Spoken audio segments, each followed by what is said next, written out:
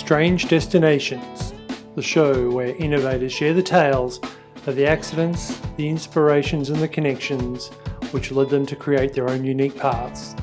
I'm your host, Dan O'Grady, co-founder of Simpatico, and this show is brought to you by Silicon Beach Radio. Now a quick word from our sponsors. Silicon Beach Radio, proudly sponsored by Allied Legal, legal advisors to innovative businesses.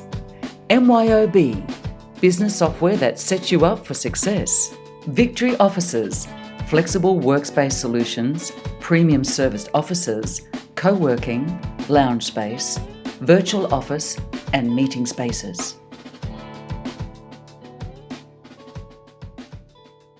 Welcome to Strange Destinations, and I'm here today with Zubin Pratap from Whooshka, and Zubin is a recovering lawyer and entrepreneur. So welcome. Thanks, Dan. Great to be here. Thank you for having me on. Pleasure. So recovering lawyer, first of all, what's that about?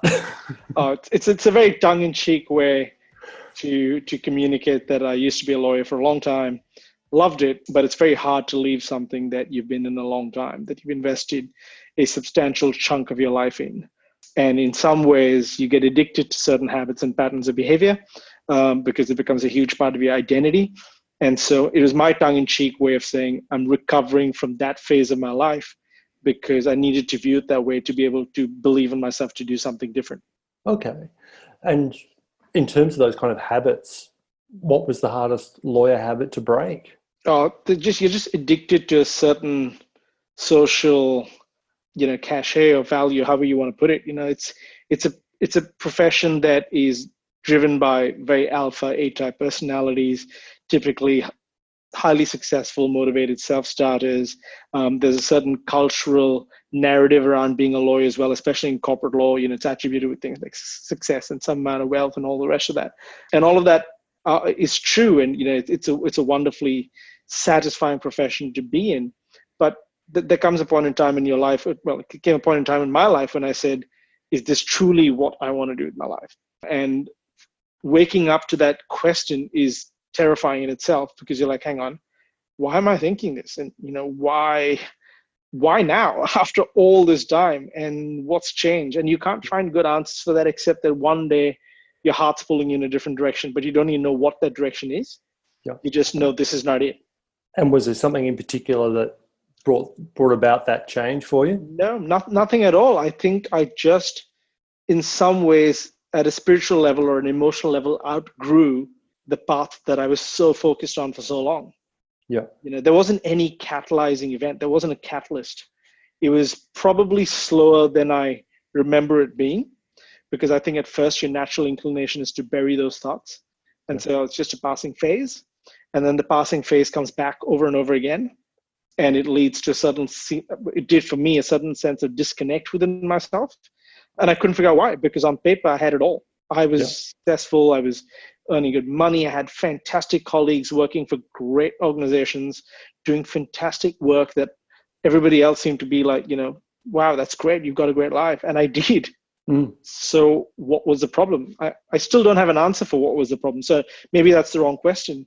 Maybe the question is not what was wrong with it. The question is, what did I want to do next? Yeah, that's a really interesting point. You obviously found something to do next. So if you could share with us what you created next. Sure. It wasn't that clear. It wasn't one day I woke up or 1 month I woke up and I knew what I wanted to do next. It was a long process. And I think a lot of people underestimate just how much time you spend in the wilderness absolutely lost. You don't know where you want to go. You don't know what you love or you really want to do next. You only know that this is not it. And you don't even know that. You feel it. It's not rational. It's not something we're educated to think about. It's not quantifiable. It's none of those. It's a spiritual kind of tug, or not even spiritual. It's an emotional tug at some level. So I spent a long time crucifying myself for even wanting something different, but not knowing what it was. So bad enough I was wanting to leave something I'd invested 15 years of my life, including union. But to want to do that without knowing what I was going towards was just mystifying for me. It was confusing and bewildering. And I was really angry at myself for a long time because it was so utterly irrational and ineffable and inexplicable. So for me, it was a process of discovering with faith rather than information what my next step should be. And bad enough you spend time stumbling about in the wilderness, picking a direction to go in. And there are lots of false starts. And so I spent a lot of time trying different things and learning to listen to myself a lot more than I'd ever done before. Learning to listen more to my heart than my mind, and have faith that the direction it's pulling me in, the way is not clear at all. But if I walk down the path will appear, as Lao Tzu says. And so I had to then, and I really believe that phase in my life was to teach me faith rather than intellect, because I'd grown up in a culture where intellect was everything. And I was now moving to a phase where I had to believe rather than know. I had to believe before I see rather than the other way around. And keep stepping, walking through the dark. And bit by bit, I discovered my love for creating product, trying to grow businesses. And let me be clear, I suck at it. I'm not good at it yet. I'm still a work in progress, and I hope I always will be. So it's not like I found something, like an epiphany, or I'm still in the process of discovering what I want to be. But every day I'm getting closer to it, and I can feel it stronger and stronger. Like I'm getting there, I'm moving there. And I've never felt this aligned as I do now with who I am. And going back, you just mentioned when you were growing up. Can you just describe for us a bit that kind of world you grew up in, that mindset, and the expectations that you had of yourself when you were young? And it's a good question, because I think a lot of us are unwittingly perhaps programmed by the environment we brought up in, and a lot of our thoughts and beliefs are framed in the context of where we come from. So I grew up in India, fairly privileged background in the sense that I, went to good schools, had every opportunity to get a good education, came from a stable family that was economically very comfortable, especially relative to India. But I, come from a family of high achievers. And back then in the 90s, when I was finishing school, really your choices for a good Indian boy or girl was be a doctor, lawyer, or an engineer. I knew I didn't want to be an engineer. I knew I didn't want to be a doctor. And that left being a lawyer. And so how we went about that was, if you can't afford to go overseas to the US for an education, then you aim for the best college in India, even if it's not necessarily what you want to do. You just aim to get into the best institution. And so it was an ego-driven, intellect-driven decision to say, okay, there was one particular law school that, I think it takes in about 60 or 70 people every year out of 35,000 people who take the test. So a tiny intake percentage. And so it was, can you be good enough to get into that? Rather than, is that what you want to do with your life? And that's a really good one. I mean, independent of that, what were the things growing up that actually, fascinated you and just took up your time and your, inner life? I wish I remembered, Dan. It's a great question, because I don't think we pay enough attention now, looking back. I don't think we pay enough attention to where our natural curiosity goes. I think we are conditioned, especially by schools, to suppress all natural curiosity and only be curious about things that get you the results that, the school board says you must, or your culture says you must. On the few times I do have insights or flashbacks into what it was like back then for me, I think I was naturally extremely curious about human beings, psychology, philosophy, the nature of our reality, culture, and context. I've just naturally always been very curious about how human beings think and feel and navigate through life. But that wasn't a thing. That still is hardly a thing you can, explain as that's what I'd like to do. And I don't think it is what I'd like to do. I think I just like to use that in what I do next, which is creating things that people love. Whatever that is. And I guess going from now you have, created something. And I don't think you've yet kind of really shared exactly, what Whooshkaa is and what you've created. So what would be, the elevator pitch version of what you've created and the the problem you're solving? Yeah. So with Whooshkaa, it was my way of saying, I need a clear goal that I can be very excited about. It doesn't matter whether I'm going to fail or succeed. It does not matter. I need something I can leap out of bed with every morning and say, I'm going to throw myself at that problem and try and solve it in my little way. And what Whooshkaa is it's an application. Of course, it sits in your smartphone because that's where most applications sit these days. And the idea is we should be able to tell when someone leaves a parking spot on the street if that parking spot is now vacant so that someone else can now come and use it. So the concept is most of the traffic that we see on streets is caused by people looking for parking, especially during peak hours. Right. So a lot of the traffic is just people circling around looking for parking. That should be a solvable problem if everybody's parking and unparking activity was registered centrally, or not with an authority, but but if we knew it in a database that Dan has just left this spot in Burke Street, and it doesn't have to be Dan, it could just say somebody has left this spot at Burke Street, and that information is valuable to me on Lonsdale looking to park at the nearest parking spot, and it happens to be Burke Street. I should then be able to drive there directly rather than going around and around the block looking for parking. I should just be able to go to the spot that's recently vacated. So that was the central hypothesis. Yep. And we built something like that. And we connected it with City of Melbourne's data sets and things like that. So people do use it today. But 2019 is probably the year that's going to see me take a step away from Whooshkaa, because I can't figure out how to make the unit economics work. After a year and a half of building it, I'm no longer convinced the business model is actually sustainable given my level of resources at the moment. Okay. And certainly scalability would present a challenge across councils and across governments and things like that. Mm-hmm. So for me, it's probably something I need to either pivot away from or icebox for the moment and find the next thing.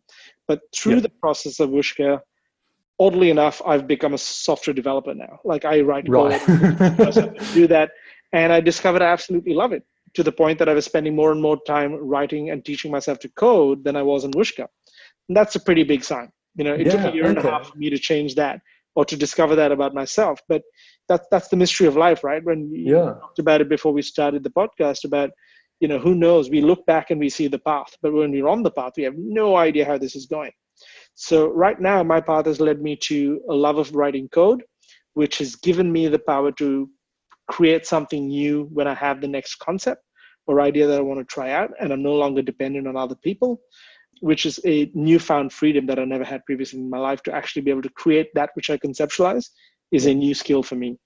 Fantastic. So by creating an app which actually helps people to navigate themselves, which you mentioned was your love before. That's a great, very good point. Irony. It's helped you to now navigate yourself to something that you're truly passionate about, which is actually software development and coding as a larger pursuit. Potentially, yeah. Or certainly as a tool in my tool set that I can use to create the next big idea. If I want to improve on Whooshkaa, change Whooshkaa, I feel a lot more confident I can do it myself. And I'm quite happy with what I consider to be a moderate level of success, but by no means a significant success with Whooshkaa, because it's really who I've become in the process that was the prize to me. And I did not know that going in. And throughout that, what would you say has been, the smallest thing that has been the most significant in terms of your development, growth, and change through that? I think that's a hard question, because it seems like a small thing, but when you measure its impact, it's actually a very big thing. And I would say being conscious of my mindset, the thoughts that are in my head. And it may sound a bit woo-woo, but it appears to me now that the decisions we take are determined by the thoughts that precede the decision. So if I feel that I can walk down to the neighborhood store now and pick up a bottle of milk and have every confidence I can do it, I will do it, even if I have no idea where the neighborhood store is. I just know that I can walk in that direction, I'll find it, I'll get it. But if I'm the kind of person who says, I could walk there, but I don't know if there's a store there. I don't know if there's milk there. I don't know if I'll have enough money for that milk when I get there. And I won't even try, but it's those small, and it's a terribly simplistic metaphor. But what I'm trying to say is the thoughts that you have in your head will determine your next decision. Yep. And your life becomes the sum of tiny, teeny little decisions along the way. And if you don't take certain decisions, you will not go down that path. And so that's the small thing that I never realized was a big difference between my successes and my failures, were the decisions that led me down a certain path. Absolutely. And for yourself, obviously, you've transitioned through careers, you've in the process of, is it pivoting or is it iceboxing or is it, There's a transformation going on. Totally. Yeah, which is obviously something you sound very kind of comfortable with at the moment, which is great to hear. Yeah, and look, again, it's easy to see the outcome and say, that came easily, or that came instantly, or naturally, or some people can do it. It's not my first time I've made a big transition. It's actually my third. I even left the law 4 years ago when I did my MBA. I was still working at Telstra, and I moved into, what we call a commercial role, a sort of middle management role. And there were lots of people who told me that wasn't possible for someone in the law. It wasn't easy. Why would anyone take someone who's been 10 years in the law and get them in a different area? But other people saw my ability, my belief, and the fact that I was willing to learn anything. And then I put myself through B school while working full time to prove that I could. So I had to earn the right to be believed. If that makes sense. I had to earn the right to ask for other people to believe in me.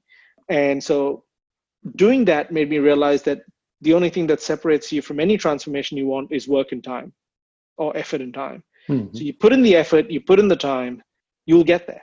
It just may not be as fast as you want.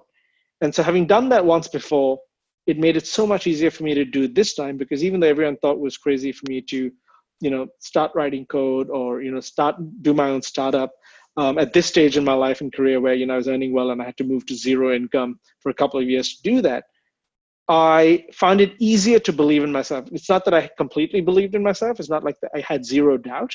I did have a lot of doubt. I did have a lot of fear. But having done something once before just gives you a little bit more confidence. And hang on, I've done this. I can do it. I can do it again. And that's the thought in your head before the decision to do it. I can do this, as opposed to, oh gosh, I could never. People are right. They're right. I can never do this. If that's the thought in your head, and you've given yourself no tiny bit of confidence in your past, you're not likely to take the decision to take the plunge. It's just going to be a bigger leap for you. Yeah. And where else do you, draw inspiration from when you're undergoing transitions? Yeah. Oh gosh, it's a great question. And there are tons of people I follow, and I realized that I was often asking advice from people around me. And I was using geography as a way to figure out who to take advice from. Mm-hmm. That's a terrible way to take advice. We live in an era where we can get advice from any person on the planet that's done what we want for free without knowing them, right? Never before has humanity had access to that level of information. So I would not go to a lawyer to know how to, to get a root canal. Yep. You don't. You go to people who've done what you want done. Yep.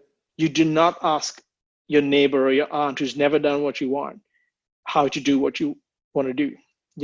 And so I use, whether it's people from the internet, podcasts, reading a lot of biographies, but it can't stop there, Dan, because a lot of other people do that. And I discuss this with some of my friends, and they're like, oh yeah, but that person had this benefit, or that person didn't have my problems. Yeah. The truth is they felt they had really big problems, just like you feel you have really big problems. And in their minds, their reasons were every bit as daunting as your reasons are in your mind. Yeah. And so if you use your imagination and say, hang on, if they could do it in those circumstances and put yourself in those shoes, you realize everything you say to yourself really ends up being an excuse. Yeah. And the problem with excuses is they're actually valid.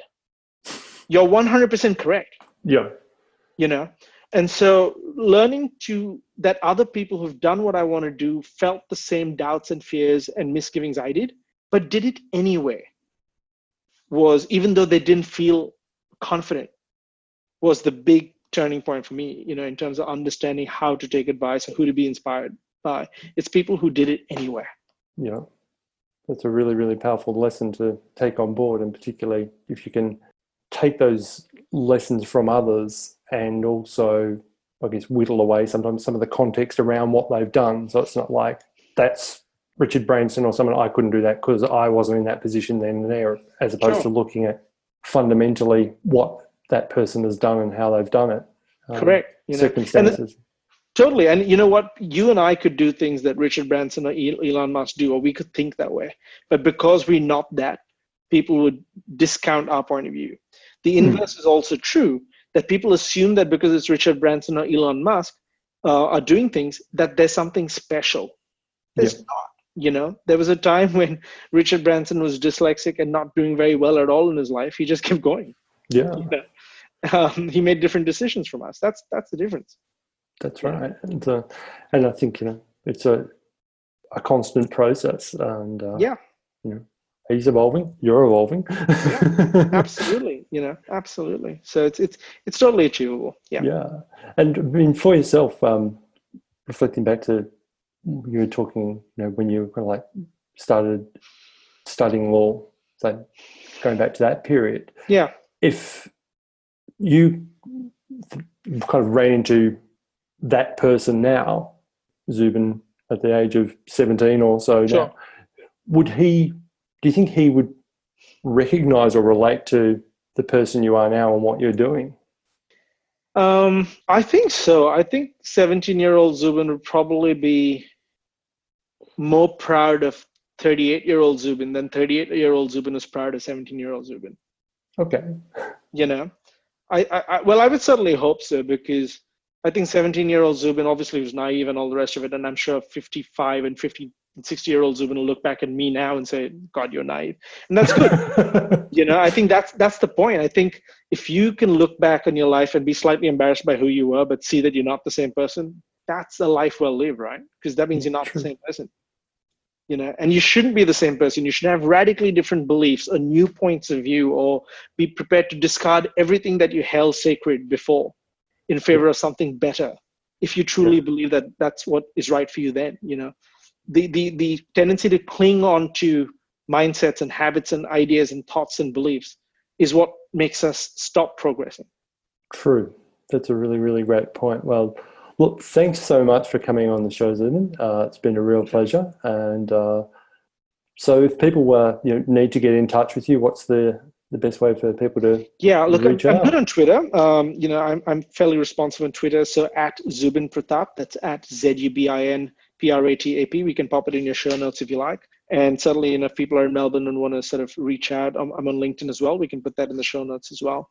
Yep, certainly. All right, man. Well, look, thanks for your time. Hope everyone out there has got a lot out of it. So, thanks for coming on Strange Destinations, brought to you by good people at Silicon Beach Radio and us here at Simpatico. So, thanks. Cheers. Thanks, Stan. Thank you. And thanks for creating the show, because I think it's going to be valuable to a lot of people. Pleasure. Take care, man. All right. Bye.